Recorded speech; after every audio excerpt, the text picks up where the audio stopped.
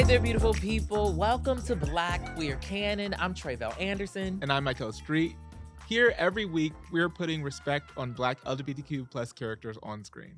That is right. Every single episode, we are inducting and creating our own Black Queer Canon. That is Black LGBTQ characters across film and television who have paved a way of some sort in this visibility conversation. We're going to jump right into it by inducting our first person into our canon. Mikelle, tell the people who it is. First up, we have the history-making character from the history-making show Noah Nicholson of Noah's Ark. In 2005, Logo launched this trailblazing show, the first centered on a group of Black and brown gay characters. The series was also Logo's first original scripted show, which is a fact that I forgot. An added center was the show's beating heart, Noah, who was a hopeless romantic, an aspiring / kind of working screenwriter over the series 2 seasons? 3 seasons? 2 seasons. 2 seasons. And a movie and a YouTube spinoff and a potentially other movie coming. A lot of and this episode is specifically about Noah's Ark, but I thought that we would be remiss if we did not speak a little bit about Punks, which was really the precursor to Noah's Ark in many ways, also created by Patrik-Ian Polk, who created Noah's Ark. And so I know that both of us are huge fans of Punks. Was there anything that you really, really loved about Punks, or did you see it originally when it first came out? Of course not, because I was a wee child when it first came out. Had a Sundance premiere, all of the things. I remember, I don't think I watched this movie until college. You know, when I'm just, doing my, Black queer finding of self, right? And looking for movies and hearing about this movie that predated Noah's Ark. I had seen Noah's Ark in probably like middle school, I feel like. And so then to watch the movie, I think I want to say I was able to like get a VHS of it, maybe. Oh wow! Or something. Like I think it was a woman not of a certain age. I think that's how I was able to see it. I can't remember, but I just remember loving the fact that there was something that came before Noah's Ark that was this, collection of, Black, gay, queer, characters, I feel like everyone always calls Noah's Ark the Black gay Sex in the City, Yeah, right. And Punks predated that. Is like, as we know, the nexus, if you will, for that. What about for you with Punks? So I also did not see, partially, and maybe we can talk about this, is partially the reason we wanted to do this show, right? Is I didn't see Punks also until like college, maybe after college, and it came in this kind of, I was just like reaching for anything that I could find, any kind of queer stuff, any kind of Black shows that I hadn't been able to watch growing up. And so, yeah, I don't remember exactly how I discovered it. I think I probably watched it on, back in the day, the internet was a Wild West, and there was a lot more like torrented movies filmed that were more easily accessible that you could get. And so I probably watched it on one of those services. And then certainly. And then I have sort of revisited it, you know what I mean, since then. And in particular, like, I think the storylines are all great. Oh, that's amazing. I love the characters. I love the choices that were made.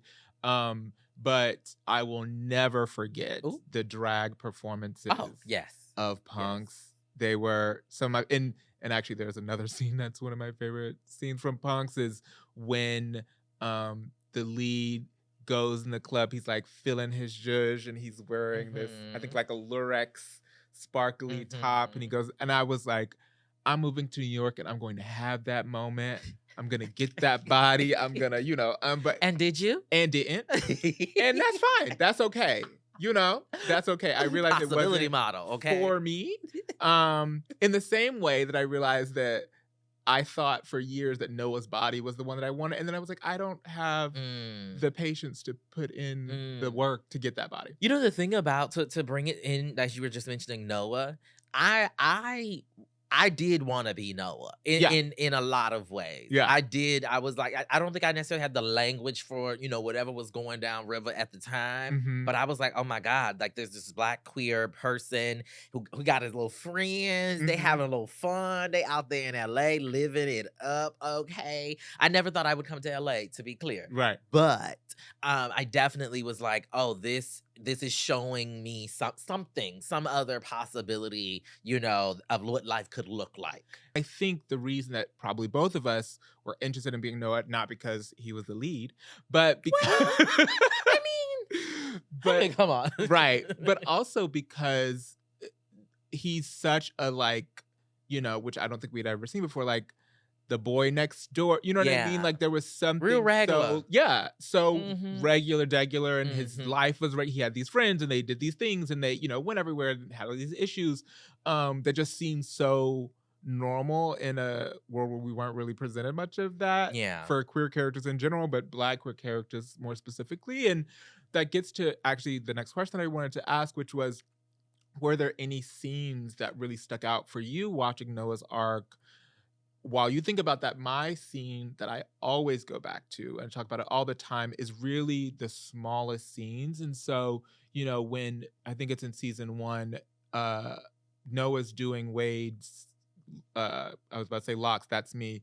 Wade had cornrows. He's braiding Wade's hair between his legs. And as someone who grew up with long hair, then got it cut, then grew it out again, if you're Black, that experience. Either you've been, between somebody's legs as they were braiding your hair, or you watched your sister, or, you know what I mean? It's such a Black thing that watching something like that, a scene like that, makes it so indicative that the team behind this is clearly a Black team. Absolutely. You know what I mean? Oh, absolutely. No shade to, the palm coder folks, but they would never think of something like that. And so it speaks to a level of intimacy, right? Now that I've given you a chance to think about your scene. Yes. No, I have my scene. My scene is going to be our introduction to LaChance Devereaux. Now, this isn't necessarily a scene in which Noah is central.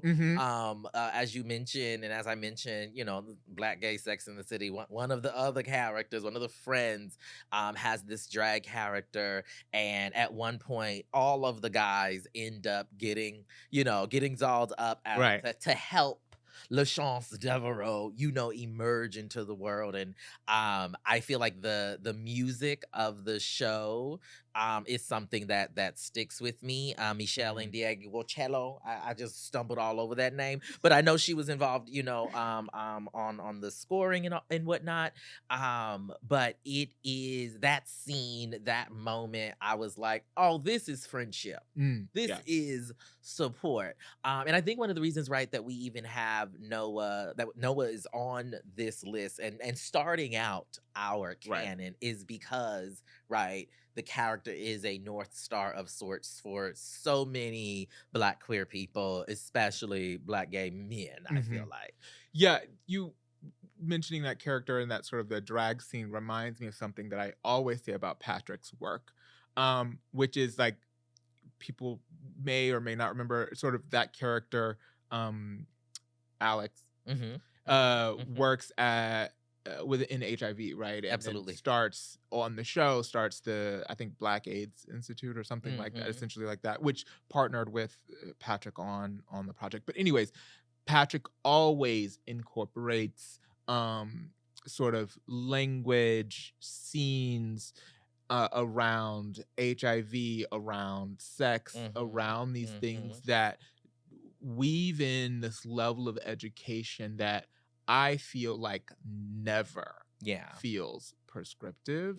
Totally always feels supernatural to those in the life, while teaching those who are still coming to the life. I feel like that phrase is gonna date me, but whatever. But I think, I think when my first exposure to Patrick's work was The Skinny.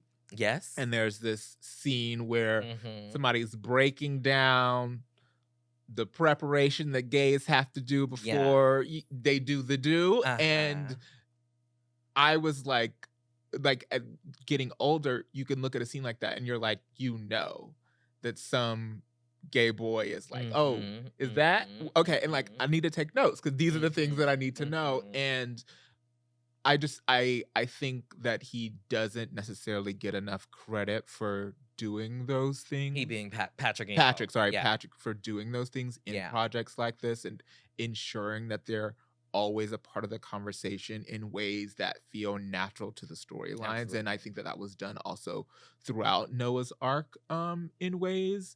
And so, yeah, I just wanted to make sure that I took a second to say that. In so many ways, I feel like Noah is an archetype of sorts of visibility that was historic when we saw it, and I'm not quite sure if we've seen, a character like that since.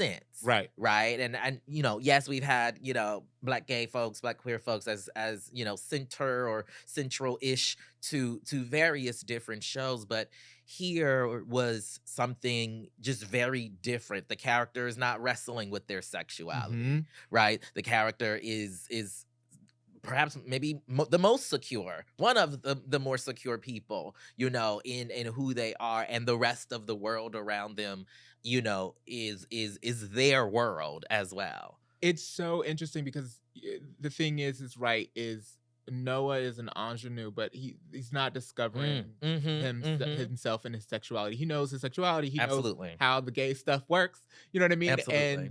And so, one of the characters that immediately comes to my mind that I'm like, oh, is Damon from Pose a version? But it's like, no, Damon is just getting coming of age. Yeah. And Noah is nowhere near. She might be still trying to figure out. She teaching other people, a man, but she understands gay. Nothing that is a part of being gay is new to her. She has the same problems as my sister, or you know what I mean, as any other person might have in trying to figure out who they're gonna be with. But the problem isn't surrounding the sexuality; it's surrounding the fact that some niggas ain't shit. But I think this is a great place for us to take a break. And when we come back, we'll be talking to the man behind Noah and Noah's Arc, Patrik-Ian Polk.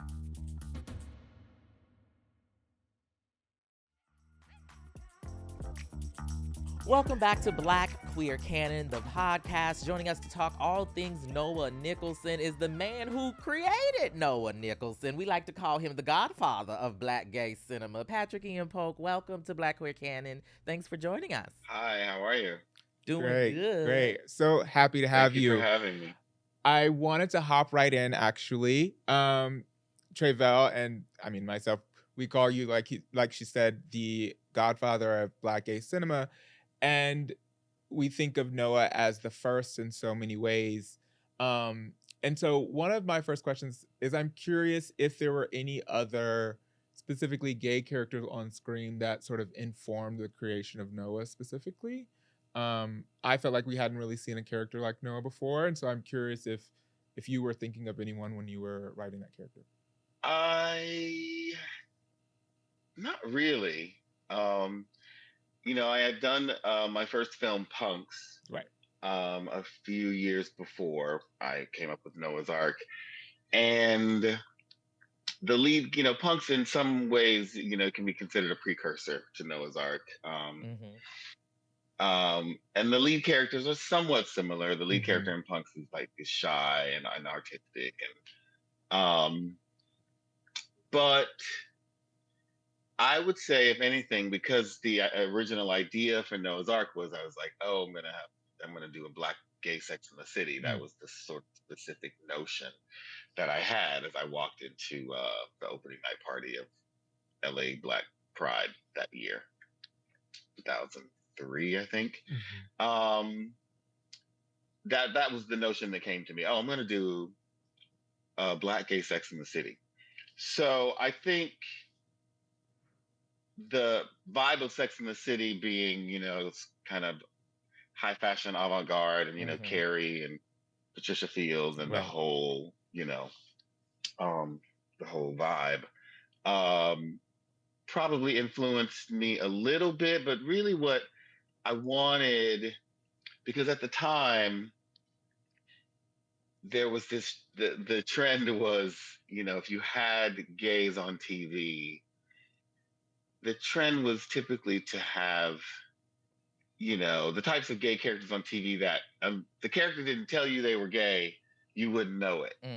It was like the 6 Feet Under character, or it was like, that was kind of more of what you saw. And I wanted, and there was this, again, there was this sort of negative view of all things feminine or overtly queer, or not hyper masculine was the ideal in everybody's eyes.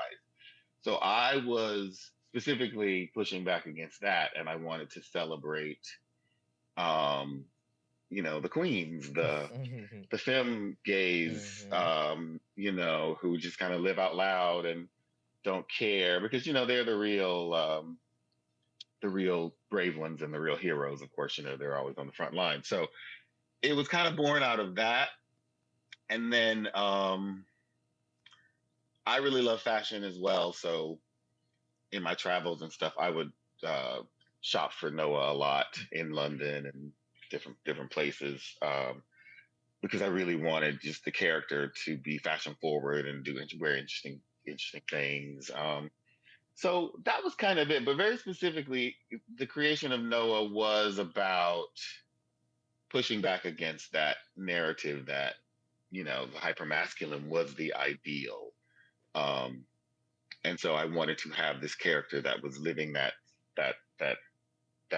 lifestyle, and then have, these sort of, much in the same way that Carrie Bradshaw had all these amazing men kind of flowing through her life.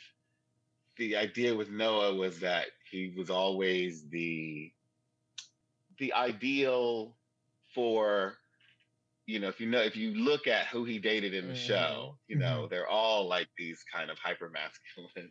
They are. Well, it's so interesting you bring that up. Very specific. It's interesting they wanted you Noah. say that. They wanted Noah. So, yeah.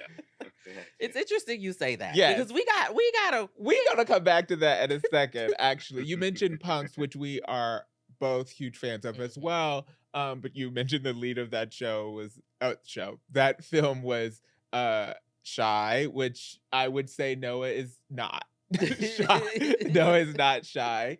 And something else that we both sort of noted about both Punks, actually, as well as Noah's Ark, is that neither of them are coming out stories. They're not coming of age stories. These are both projects about queer people who know who they are in their sexuality, and maybe their issue is they can't find a man or can't find the right man, but it's not that they're in any way insecure about or fighting with or struggling with the sexuality of it all. And so I was a little curious about how intentional that choice was to not do one of those storylines, which at this point we've seen so much, and kind of still is the predominant type of storyline that people are making around queer characters. So how intentional was it for you to not do that? Yeah, I mean, I guess it was intentional. I don't think I ever considered anything else. It was, I was really about me wanting to see, I wanted to see, myself on screen. I wanted to see the people I knew. I was in my 20s, I had moved to LA. I was living in West Hollywood. So, I just kind of wanted to see that lifestyle, and coming out just was never really a part of it. I mean, I guess Wade kind of has a coming out story or whatever, but it wasn't, the idea. Noah's Ark was meant to be aspirational. It was meant to show Black gays, just what was possible. Just like, that's why it was a nice cross section of interesting people, and they were just all living out, and pride just wasn't an issue. So yeah, it was intentional, just to show you like this is what life can be. I feel like that's how many of us received it as well. Well, I'll speak for myself. It was like this possibility model. It was like, oh wow, these Black queer folks, they are out living in LA, loving, having life. They got jobs. Full life. They, it was something that I do feel like we hadn't really seen and still struggle to see in a lot of ways. Yeah. So said we were going to come back to this. Something we went back and forth over. So as you described, Noah, most of his partners are, at some level of masculine of center, right? You reference hyper masculine in some ways. Noah would be considered to be more feminine. And then when you look at sort of all of the couplings of at least the core group of characters, right? They're all in that kind of dichotomy of what I would refer to as sort of homonormative. And I'm curious about, was that intentional? And if you've had thoughts around that, particularly either in that time or since then, of what it possibly, says about culture, or was it intended to say something, or, is it good, is it bad? I'm just curious about your thoughts around that. It was not intentional. I mean, I think it, just creatively, I'm looking for interesting actors. I'm looking for, obviously, attractive actors. So it really was just about, and also actors who are, down and want to play in the sandbox, because the reality was there were not a lot of actors who were willing to play gay characters back then. So, so just an actor's willingness to be down was important. And also, we weren't on, ABC or NBC. So it was also like, it was an independent kind of vibe. So I needed to make sure that I had actors who were down, because if there was a time when, nobody's going to get paid. So we got, nobody's getting paid in the beginning. So it was like, are you down with this or not? So that also kind of informed what it was, quite honestly. It's like, Greg, who plays Trey, Greg was in Punks because this photographer, wonderful, legendary Black gay photographer in LA, Stephen Williams, who took all the photography for Punks. Stephen has always done lots of wonderful beauty photography, lots of Black men, and would always sort of send me interesting people. Oh, here's an interesting actor that I met or whatever. And so Greg, he had sent me, because Greg, when I met Greg was a model when I first met him. When he's in Punks, he's like, he's not big and yoked like he is now. And if you see Punks, he's one of the models that Marcus photographs. He's the one with the angel wings, and he's all golden and everything. And so I worked with him very, briefly in this bit in Punks, and he kind of kept in touch. And over the years, and when I was looking for who was going to be Alex's partner, again, it was just auditions and who wants to audition, and like the actors who kind of keep in touch, who kind of reach out, who express, I want to audition, etc. And Greg was one of those, and he's very striking. You know what I mean? There's not a lot of, he's not your average. Yes, he's light skinned and all of that, and light eyed, but he's not your average version of that, if that makes sense. He's a striking guy, so it just kind of worked. With Chance and Eddie, the actor who plays Eddie, Jonathan I'd gotten to know because he did security at the Chateau Marmont. And I've been going to the Chateau for years. I live not far from there. And there was always something happening there. And so he was a good person to know. We became friends. And again, it's that thing of, you kind of get to know people in the industry, and everybody, especially actors, they always do something else to make the money. They work as security, or they're waiting tables, or they're bartending at your favorite bar. So you get to know these people. And then when you're auditioning, you call them up and say, hey, do you want to come in on this? And again, it's about who's willing to be down, who has the right vibe. You know, to me, Chance needed, you know, Chance is a professor. Chance is buttoned down. He needed, and I don't look at Chance and Eddie as this sort of like mask femme. To me, they're fairly equally, you know, what have you. Chance can kind of, you know, girl it up when he's trying to, you know, be a little more like his friends, but I look at them as fairly, you know, similar. Um, so yeah, that's what it was. It wasn't really a huge intentional thing. And then with Ricky, I mean, Ricky dated all kinds of. Right. Yeah, Ricky doesn't count. I mean, He liked all of it. To that point, I think, you know, Ricky saw himself as the guy in his relationship. He saw himself as the more masculine figure in his relationships. And remember, there's this scene where he's interested in the guy he hires, who ends up being interested in the stylist who is more feminine. He's like, I don't understand. Like, right. That's a queen. The stylist, by the way, who we have to shout out, that's Gwen Curry, the subject of the, you know, BET movie, the Gwen Curry story. Yeah. One of the questions I had, Patrick, is, you know, we've been living with Noah's Ark for 20 some odd years now. Every couple years or so, there's a new generation of Black gay, Black queer folk who discover Noah and the storylines. And, you know, the I feel like the folks are always talking about whether or not Noah was the villain and whether or, you know, like people have so many thoughts on the social media, which I think is a good sign, because, right, we are still grappling with and talking about something that you created 20 years ago. People are excited for, you know, the movie that, you know, these many years later. But I'm wondering, for you as the creator of it, when you see this discourse happening right now, what are you thinking about? What comes to mind for you about how kind of the John Q. Public audience is still, you know, grappling with and thinking through, you know, what Noah and his folks are doing?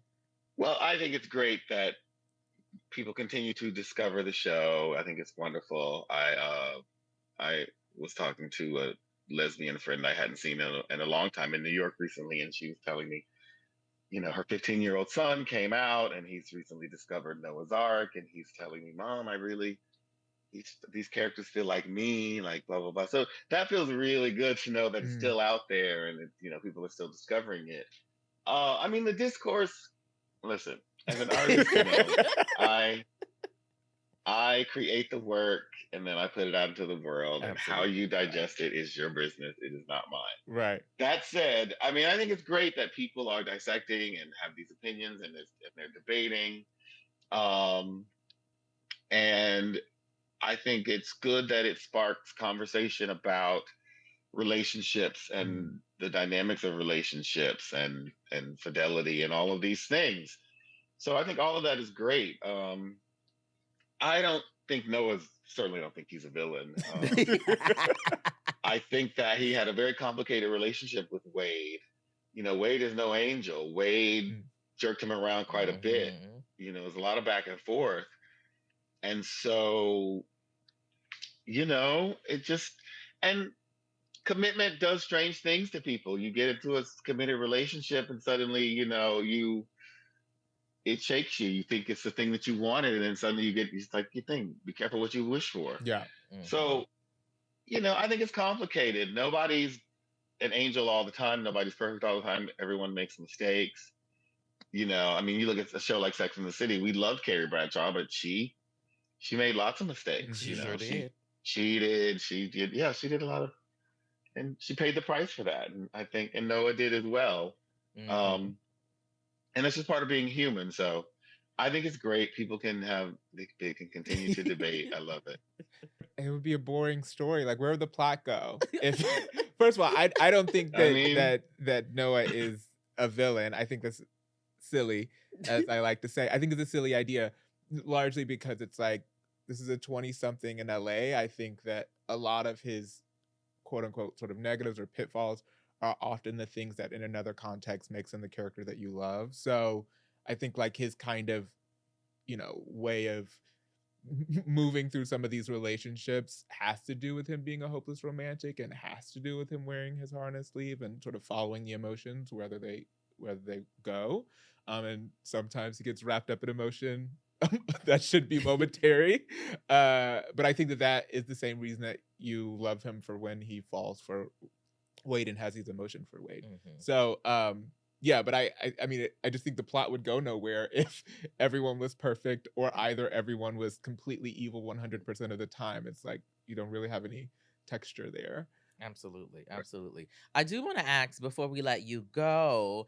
I heard from a little birdie on the social media that we already call you the godfather of Black gay cinema, because from Punks to The Skinny to Noah's Ark to Blackbird. I can go to your work on P Valley right now. I can go down a very long list of your specific hand in crafting, Black queer, Black gay narratives on screen. But you're doing something with another, I feel like, legendary, iconic, canonical Black queer gay narrative. Can you tell the people what you're working on? I'm doing we're doing Invisible Life, the movie. Very excited about it. So we're as to be quite honest, as happens in Hollywood, obviously, getting anything made in Hollywood is difficult. Yes. So the Invisible Life project has been, batted around for a number of years now. It was at HBO. It's been here, there, then and I'll just be quite candid. I was brought onto the project recently, and the script is done. I've written the script. Our studio decided they did not want to make the movie. This is very, very recent. So now we are talking to other entities about getting it made. And I'm also, because, the other day this just happened very, very recently. We're kind of waiting, hoping that, be moving into pre-production, and it happens. And so we are shopping it again. But we have a great script. It's ready to go.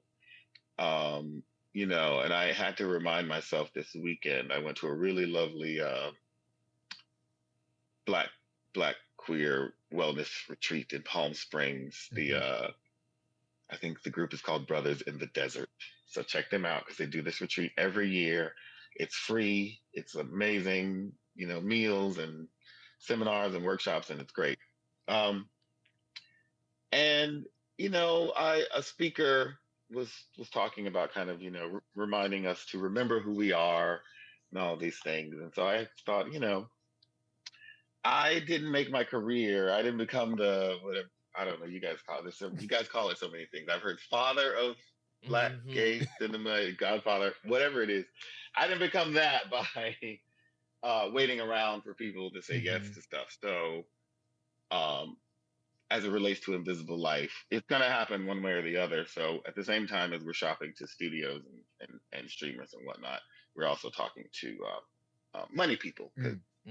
That's all I need is the money. Right. So it will happen. It'll happen. It's going to happen. I'm excited. I had one last question. As we said at the top, Noah, we consider Noah, and Noah was and is sort of first of his kind in so many ways.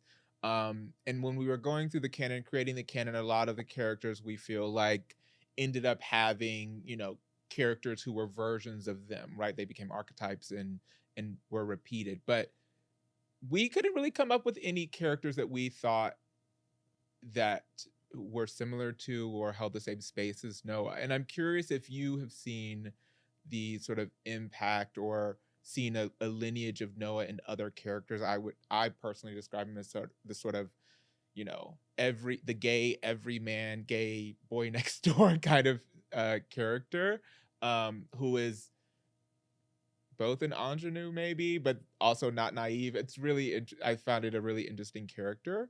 So I'm curious if you feel like you've seen other characters that are like Noah since Noah.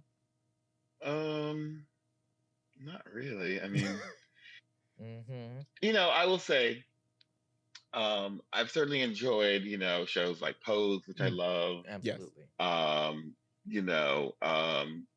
But I wouldn't say they had really a Noah character on Pose. You know what I mean? It's a very different thing. To an extent, the queer character at the center of Dear White People, I think felt to me a bit Noah-esque. He felt like Noah in college before he has had a chance to fully express who he is. You know, because the gays in college, unless nowadays, of course, they're coming out, in preschool, but back a decade or more, the gays in college, you're still kind of trying to fit in, and you're still kind of figuring out. So I think that character, I would say, is a younger version of Noah. Yeah, that's a good one. Lionel on Dear White People. Yeah. I was gonna say, I do feel like they are slivers. There's pieces of Noah here and there, but because the focus so much is on coming out narratives and coming of age narratives, because Noah was in a decidedly different spot in his life, I feel like that is the uniqueness of this character that we partly haven't seen, much since the end. Yeah. Well, with that, Patrick, we want to thank you for giving us some of your time today to talk about Noah Nicholson. Thank you so much. Of course. Thank you for having me. I'm excited to see what you guys are coming up, what you're cooking up over there. We are cooking, okay? We definitely are cooking. Special thanks again to our guest this week. Hope you tune in next week to Black Queer Canon, and be sure to subscribe to this here channel for more.